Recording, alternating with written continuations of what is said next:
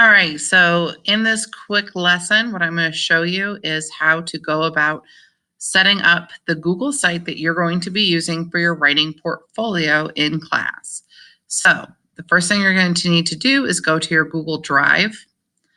You can only do this from your Chromebook or computer. You will not be able to do it from the app on your phone unless you have each one of the apps separately installed for all of the items that you have to make in Google Drive, such as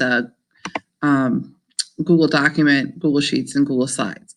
So when you open up this, you're going to see that you have the option to upload folders, files, create new documents, sheets, whatever.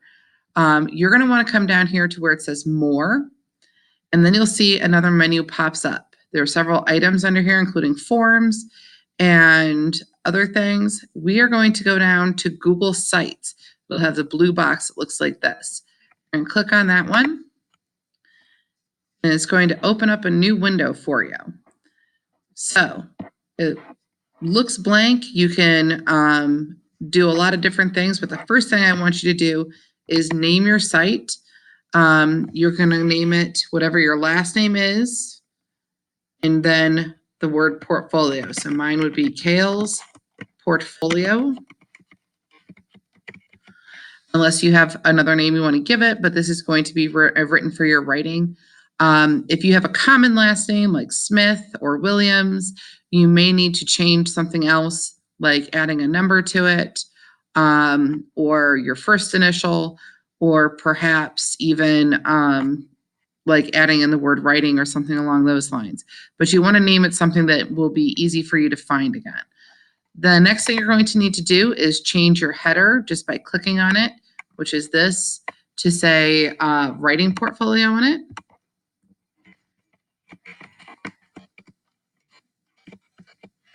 You can put your name in there as well if you want. Oops.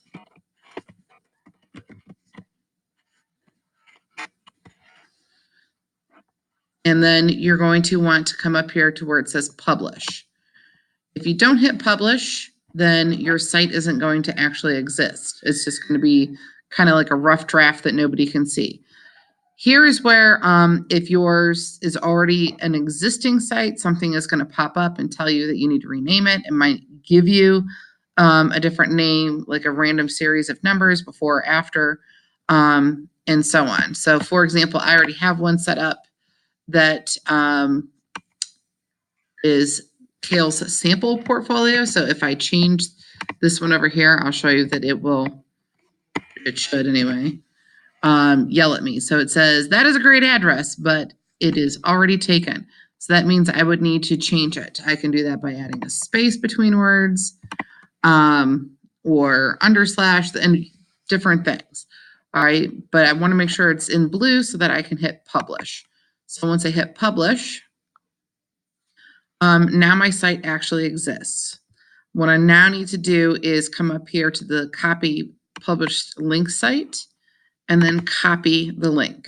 I'm going to take this to my Google Classroom and then put it into the writing portfolio form on Google Classroom, where Ms. Kales and or Ms. Narduzzi are collecting the addresses. So for example, English 1, or first period rather, under classwork, under writing portfolio, I might have to scroll down. It says writing portfolio Google Sites. This was an assignment last quarter during quarter 1. So you will not be getting points for the quarter 1 for this. You will not be getting points in quarter 2 for this.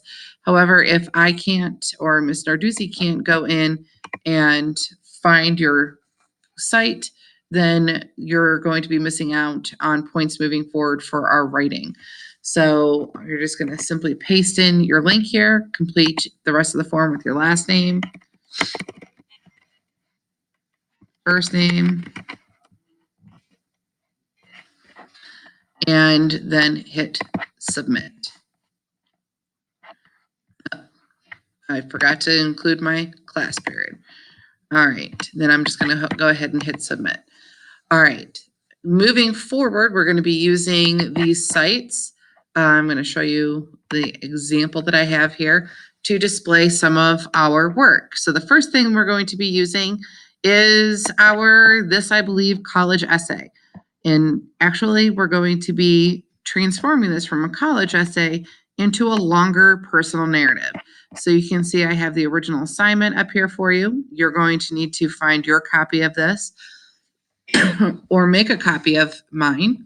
My original brainstorming where I had my 30 things I believe. And then I have space here for a rough draft, a reflection for my peer editing, and my final draft. So your rough draft, you should have already written, and I will show you in another video later on how to actually start uploading these to your pages so that you have them. But first things first, I want you to make sure that you have your site published.